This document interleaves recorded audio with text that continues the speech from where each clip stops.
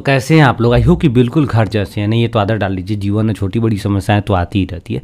आज के इस वीडियो में हम लोग कारक को देखने वाले हैं, समझने वाले हैं, कारक के विभिन्न प्रकारों को समझने वाले हैं, कारक के विभक्ति चिन्हों को समझने वाले हैं, उसके एक एक चीज़ का पोस्टमार्टम करने वाले हैं। हम लोग इसमें कारक को जो है ना 2 वीडियो में कवर करेंगे भाई साहब। एक जो मेरा वीडियो होगा इसमें जितना भी जेन्युइन चीज़, कारक के प्रकार, विभक्ति चीज, इन सभी चीज़ों को देखेंगे और लास्ट में ट्रिक को देखेंगे कि किस तरह कारक को एक ट्रिक के माध्यम से याद कर सकते हैं।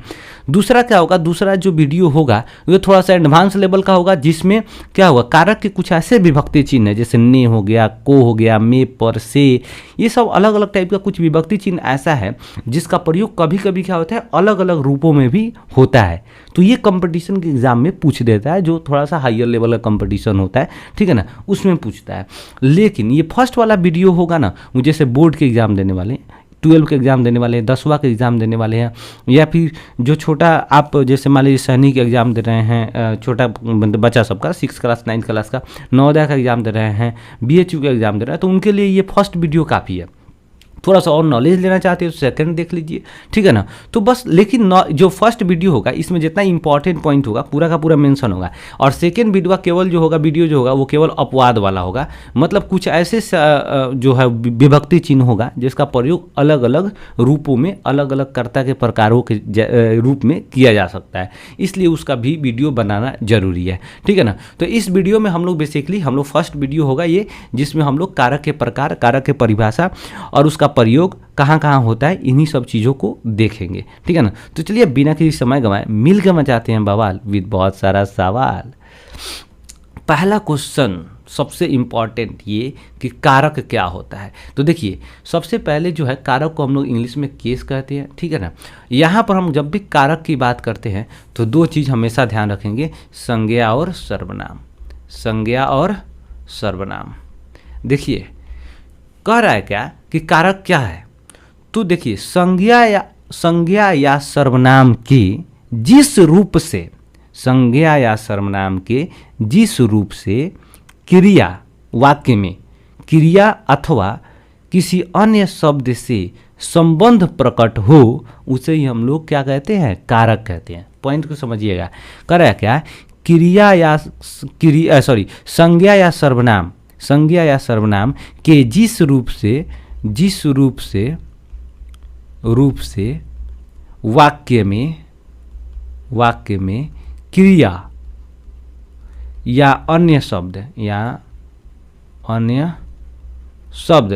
शब्द आपका यहाँ पर संज्ञा भी हो सकता है या सर्वनाम भी हो सकता है। मतलब कि क्रिया या अन्य संज्ञा या सर्वनाम से, बात समझे कि नहीं, संबंध प्रकट हो उसे ही हम लोग क्या कहते हैं, कारक कहते हैं। पॉइंट को उदाहरण के हिसाब से समझिए। जैसे हम बोलते हैं रोहन ने सोहन को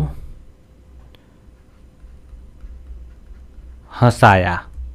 बड़ी अच्छा इस सेंटेंस से आप समझ सकते हैं कि क्या समझ।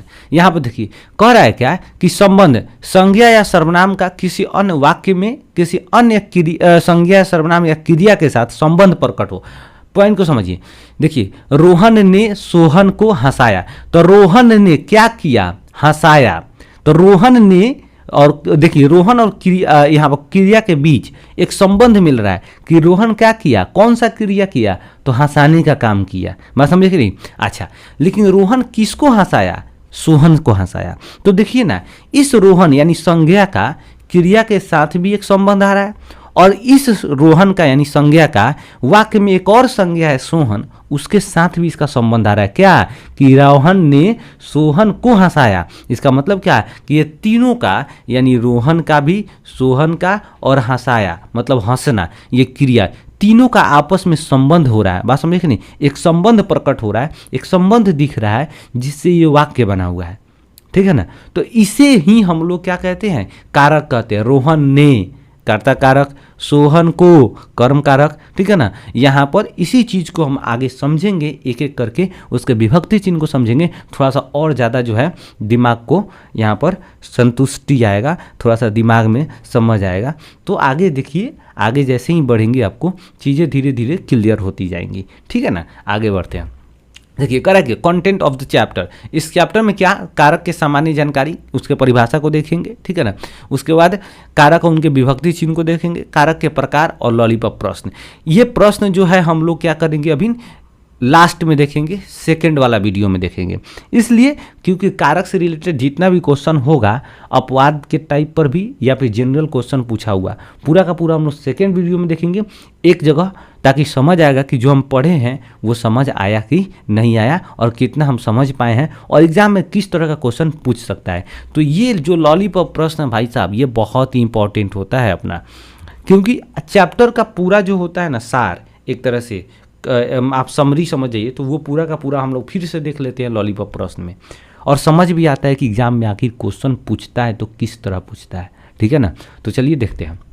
कारक संज्ञा या सर्वनाम के जिस रूप से उसका संबंध वाक्य में क्रिया या किसी अन्य शब्दों के साथ व्यक्त होता है, संज्ञा या सर्वनाम के उसी रूप को हम कारक कहते हैं। बहुत ही सिंपल है, ठीक है ना। इससे भी सिंपल याद करना चाहते हैं तो संज्ञा या सर्वनाम का वह रूप जिस वाक्य में क्रिया या अन्य शब्दों के साथ संबंध प्रकट करता हो, उसे ही हम लोग क्या कहते हैं, कारक कहते हैं।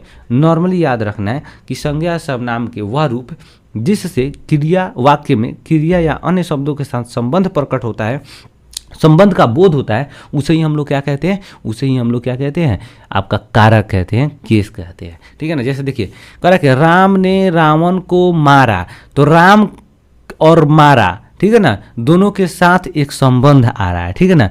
किसने मारा, तो राम ने मारा, किसको मारा, रावण को मारा। जब भी हम प्रश्न पूछ रहे हैं तो आंसर आ रहा है, इसका मतलब क्या, कुछ तो संबंध है। जब संबंध है तभी तो आंसर आ रहा है। बात समझे कि नहीं। आपके पिता का नाम क्या है, तो नाम बताएंगे, तो वो आदमी जो आपके पिता होंगे उनका नाम बता देंगे, इसका मतलब ये कि संबंध उनसे है तब तो। अब रोड पर कोई भी होगा उसका नाम थोड़े बता देते हैं, क्योंकि आपसे उसका संबंध ही नहीं है, तो काहे बताएंगे। तो यहाँ पर हम जो सेंटेंस है, किसने मारा, राम ने मारा, तो ये मारने का काम कौन किया, राम ने किया। यहाँ हम और ने नाम माने और कोई नाम क्यों नहीं ले रहे हैं, क्योंकि वाक्य में राम है और मारने का काम वही किया है, दोनों के बीच संबंध है, इसीलिए हम इसका नाम ले रहे हैं। किसको मारा, तो रावण को मारा, तो ये तीनों के बीच देख रहे हैं ना, संबंध दिख रहा है। करेगा उसने उसको मारा, किसने मारा, उसने मारा, किसको मारा, उसको मारा। यहाँ क्या हो रहा है, आपको सर्वनाम है, सर्वनाम का सर्वनाम के साथ संबंध है, सर्वनाम का क्रिया के साथ संबंध है। देख रहे हैं ना, तीनों का आपस में रिलेशनशिप है भाई भतीजा का। बात समझेंगे नहीं, इसे ही हम लोग बेसिकली कारक कहते हैं। महात्मा गांधी रोटी खाते थे। अब खूब ध्यान से देखिए, कभी कभी विभक्ति चिन्ह जो है भाई साहब दिखता नहीं है, यहाँ स्पष्ट दिखा ने को, लेकिन यहाँ देखिए ना, महात्मा गांधी रोटी खाते थे। ध्यान से समझिए कि महात्मा गांधी रोटी खाते थे, इसमें कहीं भी ने को में पर कुछ दिख रहा है, नहीं दिख रहा है। तो क्या इसमें विभक्ति चिन्ह नहीं है, इसमें भी विभक्ति चिन्ह है, लेकिन विभक्ति चिन्ह यहाँ पर शून्य है, शून्य है, दिख नहीं रहा है। लेकिन जब हम पढ़ लेंगे, समझ जाएंगे, तो हमारा मस्तिष्क प्रकाशित हो जाएगा, समझे कि नहीं। तो हम भी देखने लगेंगे कि किसने रोटी खाया। बात समझे कि नहीं, रोटी खाने का काम कौन करता था, तो गांधी जी। तो इसलिए यहाँ पर ने विभक्ति चिन्ह छुपा हुआ है। बात समझे कि नहीं। और किस चीज़ को खाया, रोटी को खाया, इसलिए यहाँ पर भी क्या है, आपको को विभक्ति चिन्ह छुपा हुआ है। तो हमेशा याद रखिएगा, कर्ता कारक, कर्म कारक, ये दोनों में जो है ना, कभी कभी विभक्ति चिन्ह शून्य भी हो जाता है, दिखता नहीं है लेकिन होता है। कहते हैं जो दिखता नहीं है वास्तव में वही होता है। बात समझे कि नहीं। तो यहाँ पर दिख तो नहीं रहा है लेकिन है। कैसे है, तो जब हम प्रश्न करेंगे तो आंसर आ जाएगा, तो समझ जाएंगे कि भाई साहब। तो याद रखिएगा, अगर कर्ता कारक पता करना है तो क्रिया के साथ आप क्या बोलेंगे, किसने। बात समझे कि नहीं। तो किसने खाया, मतलब किसने, यहाँ खाने का काम किसने किया, तो महात्मा गांधी जी ने किया, ठीक है ना। खाने का काम फिर क्रिया के साथ किसको या फिर किस चीज़ को, ठीक है ना। तो किसको खाता था, तो यहाँ पर किसको खाते थे, तो रोटी को खाते थे। किस चीज़ को खाते थे, यहाँ पर तो कहने का मतलब किसको, ये सजीव के लिए यूज़ होता है बेसिकली, लेकिन यहाँ पर किस चीज़ को खाते थे, तो आपको रोटी को खाते थे, इसलिए यहाँ पर को विभक्ति चिन्ह आ गया। बात समझे कि नहीं। किसने खाया, तो महात्मा गांधी जी ने खाया, तो ने विभक्ति चिन्ह आ रहा है कि नहीं आ रहा है, इसलिए यहाँ पर ने विभक्ति चिन्ह छुपा हुआ है, को विभक्ति चिन्ह छिपा हुआ है। केवल आपको कर्ता और कर्म दुइये को में जो होता है ना शून्य विभक्ति चिन्ह होता है, बाकी सब में नहीं होता है, बाकी सब में लगा रहता है, ठीक है। अब आगे बढ़ते हैं, समझते हैं कारक के भेद। देखो कारक मुख्य रूप से भाई साहब 8 प्रकार के होता है। नॉर्मली जो है कारक 8 प्रकार के होता है, जिसको हम लोग विभक्ति के रूप में बांटते रहते हैं, प्रथम विभक्ति, द्वितीय विभक्ति, ठीक है ना। देखो ये द्वितीय कभी कभी ऐसे भी लिखा जाता है, द्वितीय, ठीक है ना। तो इस चीज़ को थोड़ा सा समझिए, ये जब हम टाइपिंग करते हैं तो ऐसे ही लिखा जाता है, ठीक है ना। तो इस चीज़ को थोड़ा सा समझना है कि कारक को हम लोग 8 भागों में बांटेंगे। अब उसी 8 भाग के क्या करेंगे हम लोग, कारक के चिन्ह और उसके मतलब विभक्ति चिन्हों के आधार पर थोड़ा सा समझेंगे। देखिए प्रथम जो आता है कर्ता ने, कर्ता कारक आता है, उसके बाद उसका जो कारक चिन्ह उसके साथ लगा रहता है, ने लगा रहेगा या शून्य लगा रहेगा, कुछ नहीं लगा रहता। थोड़ा सा पहले देखें हम लोग कि कुछ नहीं रहेगा, इसका मतलब ये नहीं है कि कुछ नहीं है, उसमें कर्ता कारक होगा। कर्म कारक के में जो होता है वो को लगा रहता है या शून्य रहता है। करण कारक में से या द्वारा लगा रहता है। संप्रदान को के लिए, यहाँ पर के लिए एक ही में रहता है, यहाँ बिंदु यदि नहीं होगा, ये के में होता है के लिए, ठीक है ना। आपादान इसमें भी से लगा रहता है। संबंध का, के, की। अधिकरण में, पर। संबोधन हे, अरे, अजी, अहो। बात समझे कि नहीं। थोड़ा सा समझने वाली बात दूगो है, यहाँ तृतीया विभक्ति और पंचमी विभक्ति, ये दोनों को समझिए। तृतीया विभक्ति में आता है करण कारक, पंचमी विभक्ति में आता है आपादान कारक। तो देखिए आपादान कारक में इसमें भी से लगा रहता है और करण कारक में भी से लगा रहता है, लेकिन देखिए भाई साहब इसमें से और द्वारा का बोध होता है। द्वारा का मतलब ये हुआ है कि आप उस चीज़ को साथ आप उस चीज़ के साथ हैं, लगाव का बोध हो रहा है। यहाँ करण कारक में लगाव का बोध होगा। जैसे हम पेन से लिखते हैं या पेन के द्वारा लिखते हैं, तो पेन पकड़िए कि ना लिख रहे हैं, बस समझे कि नहीं। इसलिए भाई साहब हम ट्रेन से घर जाते हैं या ट्रेन के द्वारा घर जाते हैं, बस समझे कि नहीं। तो जब भी लगाव का बोध होगा, बस समझे कि नहीं, वहाँ पर जब आपको एक ऐसा महसूस होगा के द्वारा, वहाँ पर जब आप दिमाग में आप उस चीज़ को चलाइएगा तो द्वारा महसूस हो जाएगा। जैसे मान लीजिए हम कह रहे हैं कि हम साइकिल से घर जाते हैं या पढ़ने जाते हैं, विद्यालय जाते हैं, या फिर ऐसे भी सकते हैं हम साइकिल के द्वारा विद्यालय जाते हैं, बस समझ नहीं। तो चीज़ों को आप ऐसे समझिएगा, जब लगाव का बोध होगा तो करण कारक, और जब अलगाव का बोध होगा, अलग होने का बोध होगा, ब्रेकअप का बोध होगा, तो उसे हम आपादान कारक। जैसे पेड़ से पत्ते गिरते हैं, हम घर से विद्यालय जाते हैं तो घर को छोड़ के तब विद्यालय जाएंगे, बात समझ आ रहा है ना। तो यहाँ पर जब अलग होने का बोध होगा तो पंचमी विभक्ति, ठीक है ना। इस चीज़ को बहुत ही ज़्यादा अच्छे ढंग से हम लोग आगे देखते हैं, एक एक करके उसके परिभाषा के हिसाब से उसके प्रयोग करके, ठीक है ना। तो चलिए देखते हैं आगे। देखिए कारक के भेद, अर्थ एवं प्रयोग। अलग अलग जो कारक हैं 8 प्रकार के, उसके अलग अलग प्रयोग और उसके भेद को देखेंगे। पहला पॉइंट आता है कर्ता कारक। देखिए कर्ता कारक जो होता है वाक्य में बहुत ही इंपॉर्टेंट होता है, ठीक है ना। ये सब्जेक्ट होता है, इसके साथ हमेशा क्या लगा रहता है, आपको ने लगा रहता है या फिर कभी कभी शून्य होता है। जैसे देखिए सोहन खाता है, यहाँ पर देखिए ना सोहन खाता है, तो खाने का काम किसने किया, किसने खाया, कौन खाता है, तो यहाँ पर सोहन खाता है, बात समझे कि नहीं। यहाँ पर थोड़ा सा देखिए किसने खाया, ठीक है ना, तो सोहन ने, तो ने आ गया, इसका मतलब क्या थी, सोहन के साथ ने विभक्ति चिन्ह, तो क्या हो गया, सोहन यहाँ पर कर्ता कारक हो गया। सोहन ने खाया, यहाँ ने तो दिख गया, बात समझे कि नहीं, लेकिन यहाँ ने नहीं दिख रहा था, तो यहाँ पर कर्ता कारक, बात समझे कि नहीं। सोहन, यहाँ ने, सोहन ने कर्ता कारक, और सोहन भी कर्ता कारक है, लेकिन यहाँ शून्य विभक्ति चिन्ह है, ठीक है ना। तो जब भी यहाँ पर कहा जा रहा है कि वाक्य में कर्ता कहते, संस्कृत में कर्ता को ही कर्ता कारक कहते हैं, इसका चिन्ह अर्थात इसकी विभक्ति चिन्ह ने होता है। तो यहाँ पर बिल्कुल ज़्यादा दिमाग नहीं लगाना है, जिस विभक्ति मतलब कि संज्ञा सर्वनाम के साथ ने लगा रहेगा वो कर्ता कारक होगा, नहीं भी लगा रहता है लेकिन वो वाक्य में क्या होता है, उसके द्वारा कोई काम करने का बोध होगा या उसके बारे में कुछ कहा गया होगा। बात समझ नहीं। बेसिकली सबसे ज़्यादा यहाँ पर हम ध्यान देंगे कि जो वैसा वाक्य जिसके द्वारा किसी काम को करने का बोध होगा उसे ही हम लोग कर्ता कारक में रखते हैं। दूसरा कर्म कारक। देखिए कर्ता क्या, कर्ता द्वारा, यहाँ कर्ता गलत लिखा गया, यहाँ ऐसे होगा कर्ता, हाँ, कर्ता द्वारा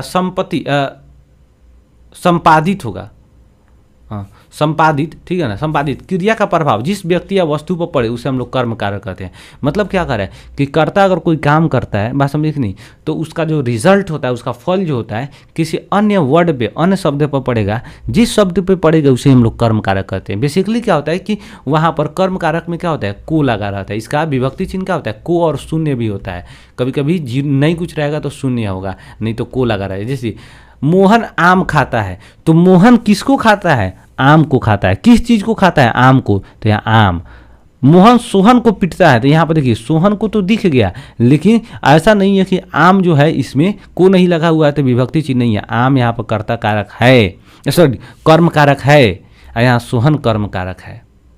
बात समझ आया, कोई दिक्कत नहीं, आगे बढ़ते हैं। करण कारक, ठीक है ना। तो करण कारक जो वस्तु किसी क्रिया के संपादन में साधन का काम करे उसे करण कारक कहते हैं। यहाँ नॉर्मल बात है, याद रखिए कि साधन का मतलब क्या, हम उसके द्वारा काम कर रहे हैं, उससे सहायता लेकर काम कर रहे हैं। जैसे हम पेन से लिखते हैं, बात समझे कि नहीं, हम पेन से पत्र लिखते हैं, बात समझे कि नहीं, हम माइक्रोफोन से आपका जो है वीडियो लोड कर रहे हैं, तो इसका हम सहारा लेकर लोड कर रहे हैं, इसके द्वारा हम लोड कर रहे हैं। इसका मतलब क्या हुआ कि ये करण कारक है। बात समझे कि नहीं, इनसे हमारा लगाव का बोध हो रहा है, हम इससे अलग होकर के काम नहीं कर सकते हैं, तो उसे हम कहेंगे करण कारक। जैसे मैं कलम से लिखता हूँ तो कलम पकड़ के लिखेंगे, कलम के द्वारा लिखेंगे। अगर कलम हम नहीं पकड़ेंगे तो फिर क्या हो जाएगा, आपका वहाँ पर अलग होने का बोध होगा, तो फिर वहाँ से विभक्ति चिन्ह जब आएगा तो वो हम लोग आपादान कारक में रखेंगे। लेकिन यहाँ पर लगाव का बोध हो रहा है, इसलिए यहाँ पर करण कारक रखेंगे। उसकी उंगली चाकू के द्वारा कट गई, तो उसकी उंगली जो है चाकू के द्वारा कट गई, मतलब क्या, कुछ तो वहाँ पर लगाव रहा है, बिना लगाव का तो कटा नहीं होगा, यानी चाकू से कट गया है, चाकू के द्वारा कट गया, तो यहाँ पर चाकू द्वारा क्या हो जाएगा, आपका करण कारक। बिल्कुल दिमाग में चिपका कि नहीं चिपका, समझ आया। अब आगे बढ़ते हैं। चौथा कह रहा है क्या, यहाँ पर चौथा विभक्ति में संप्रदान कारक। देखिए संप्रदान कारक क्या होता है, यहाँ पर इसका विभक्ति चिन्ह क्या होता है, को होता है या के लिए होता है, के लिए होता है। जब हम किसी चीज़ के लिए, किसी व्यक्ति के लिए जब हम कोई काम करते हैं, कुछ लेते हैं, ठीक है ना, वहाँ पर हम लोग संप्रदान कारक का प्रयोग करते हैं। जैसे देखिए जिसके लिए कोई क्रिया की जाए उसे संप्रदान कारक कहते हैं, जिसके लिए कोई काम करे या कुछ ले। जैसे देखिए राम ने श्याम को पुस्तक दी, तो श्याम को, राम ने श्याम के लिए पुस्तक खरीदी, तो राम ने श्याम के लिए क्या लिया था, पुस्तक लिया। राम ने श्याम को क्या दिया, पुस्तक दिया। तो यहाँ श्याम को या श्याम के लिए कौन सा कारक, संप्रदान कारक। बात समझ नहीं, आगे ट्रिक बताएंगे, समझ आएगा। दूसरा कारक है आपादान कारक। देखिए आपादान कारक यहाँ पर जस्ट देखिए, एक करण कारक देखिए, दूसरा आपादान कारक। आपादान कारक ऐसे याद रखेंगे, आपदा में हर कोई साथ छोड़ देता है। बात समझ नहीं, सिंपल बात वही है कि जब क्रिया के संपादन में कोई वस्तु अलग हो जाता है, जब कोई काम करेंगे वहाँ से दो वस्तु अलग होने का बोध होगा, अर्थात ब्रेकअप का बोध होगा, भाई साहब अलग होने का बोध होगा, तो उसे हम कहेंगे आपादान कारक। बात समझे कि नहीं, ध्यान रखना, आपादान मतलब आपदा, ठीक है ना। तो आपदा में हर लोग साथ छोड़ देता है, पैसा रहेगा तो दुनिया साथ है, नहीं रहेगा तो कोई साथ नहीं है, हर कोई साथ छोड़ देता है। बात समझ नहीं, करेगा पेड़ से पत्ते गिरते हैं भाई साहब, तो पेड़ से पत्ते का जुदाई हो जाता है, ब्रेकअप हो जाता है, इसलिए अलग होने का बोध हो जाता है। तो यहाँ पर कौन सा कारक होगा, पेड़ से, है पता, सॉरी ये घेर अलग दिए, यहाँ पेड़ से कौन सा कारक हो जाएगा, आपका यहाँ पर आपादान कारक हो जाएगा। छात्र कमरे से बाहर गया, बात समझे कि नहीं, कमरे से बाहर गया, तो कमरे से बाहर गया, बात समझे कि नहीं, तो यहाँ कमरे से क्या हो गया, आपका आपादान कारक, क्योंकि कमरा से अलग हो रहा है, ब्रेकअप हो रहा है और जुदाई हो रहा है, इसलिए यहाँ पर कमरे से क्या हो जाएगा, आपका आपादान कारक। बिल्कुल चिपका कि नहीं चिपका, समझ आया। आगे बढ़ते हैं। करेगा क्या, संबंध कारक। देखिए संबंध कारक जो है ना, जिससे वाक्य में किसी चीज को एक दूसरे से संबंध का बोध होगा।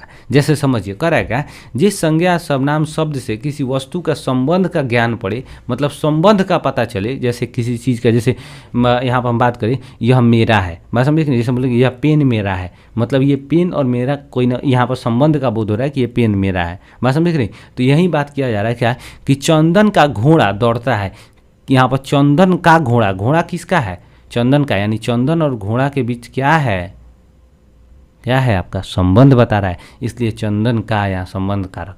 रामू के पुस्तक टेबल पर है, किसका पुस्तक, रामू का पुस्तक, यानी पुस्तक और रामू के बीच क्या है, संबंध है, कौन सा संबंध है, का, यहाँ पर संबंध कारक है, ठीक है ना। यहाँ पर किस तरह का कारक हो जाएगा, रामू के साथ आपका संबंध कारक। संगीता की बहन, यानी संगीता की बहन, तो संगीता की क्या हो जाएगा, संबंध कारक, संगीता और बहन के बीच संबंध है, बात समझे कि नहीं, संबंध बताया जा रहा है, इसलिए संगीता की क्या हो जाएगा आपका संबंध कारक, ठीक है। आगे बढ़ते हैं, नेक्स्ट आता है अधिकरण कारक। देखिए अधिकरण कारक में क्या होता है, बेसिकली अधिकरण कारक में किसी वस्तु के ऊपर रखने का बोध होता है, किसी वस्तु के स्थिति का बोध कराता है, कहाँ पर रखा हुआ है, ऊपर रखा हुआ है, अंदर रखा हुआ है, इसी से मतलब बेसिकली समझिए तो स्थिति का बोध होता है, आधार का ज्ञान होता है।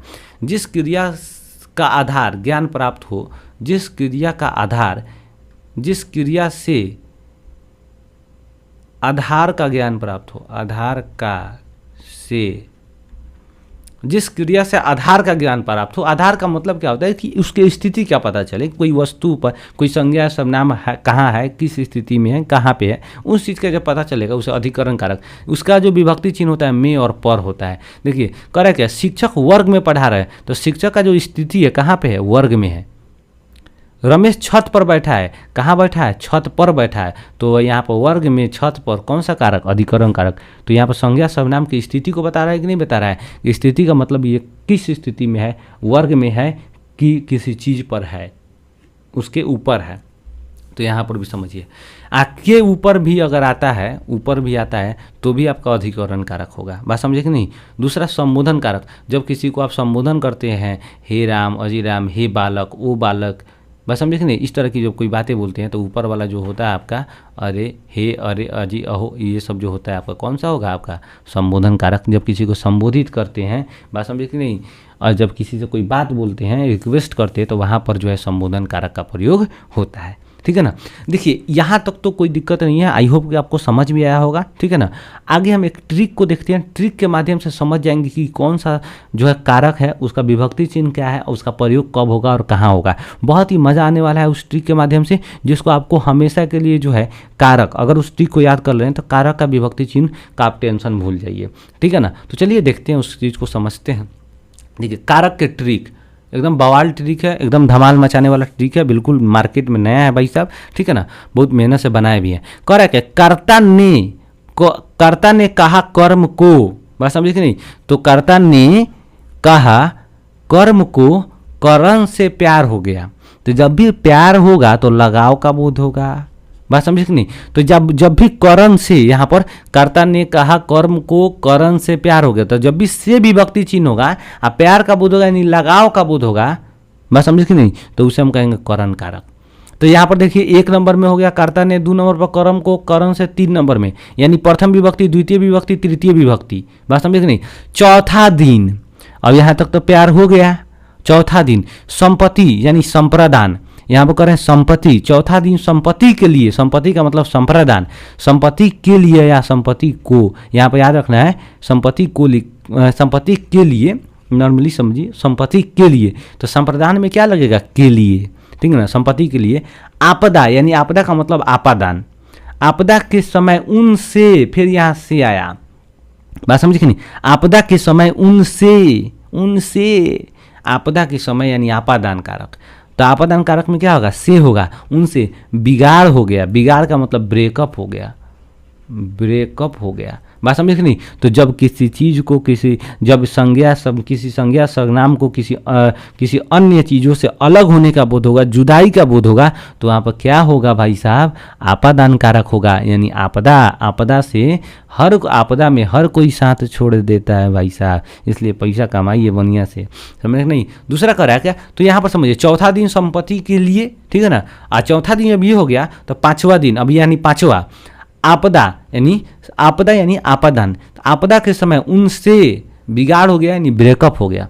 फिर कह रहा कि छठा दिन यानी षष्ठी विभक्ति, संबंध काके की चक्कर में, यानी संबंध के चक्कर में, याद रखना इसका काके की याद रखेंगे, संबंध के चक्कर में। तो संबंध का जो विभक्ति चिन्ह होगा क्या होगा, का के की, बात समझे कि नहीं। तो संबंध के चक्कर में करण, ध्यान देखिए करण का प्यार हुआ था, ठीक है ना, अब यहाँ ब्रेकअप हो गया। अब देखिए करण, तो एक मतलब कि यहाँ करण का मतलब समझेंगे अधिकरण, अब दो करण थोड़े आ जाएगा, इसलिए यहाँ पर करण का मतलब समझेंगे अधिकरण।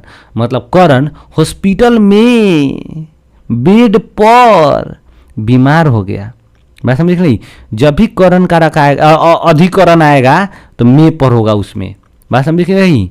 तो जब भी में पर आएगा इसका मतलब क्या कि अधिकरण यानी करण हॉस्पिटल में बेड पर बीमार हो गया। कौन दिन है, 7वां दिन है। प्यार जो था भाई साहब 1 सप्ताह का हुआ, ठीक है ना, और संपत्ति के चक्कर में पड़ के बेचारा 1 सप्ताह में प्यार का पंचनामा हो गया, बात समझे कि नहीं। अंत में उसके माँ बाप हे राम अरे राम चिल्ला रहे हैं, का हो गल हम बाबू के, सोना के, राजा के, ये ले हम राजा सोना, तू लोग इस सब में ना पढ़िए, ठीक है ना। कारक के बस खाली याद कर लिया, इसे एक कहानी सीख मिलता है हमको कि आज का प्यार का पंचनामा जो होता है 1 सप्ताह में हो जाता है, वो कारक के माध्यम से। तो आई होप कि वीडियो अच्छा लगा होगा, अच्छा लगा हो तो लाइक कीजिए, नहीं अच्छा लगा हो डिसलाइक कीजिए। चैनल को कंपलसरी सब्सक्राइब कीजिए भाई साहब, इस तरह का वीडियो हमेशा आपको मिलता रहेगा। और 12 का तुरंत जल्द ही हिंदी का ऑब्जेक्टिव लेकर आने वाले हैं, जो आपके 12th वाले के एग्ज़ाम में पूछे जाएंगे, ठीक है ना, सिलेबस के हिसाब से। तो चलिए आज के लिए बस इतना ही, मिलते हैं नेक्स्ट वीडियो में। जय हिंद।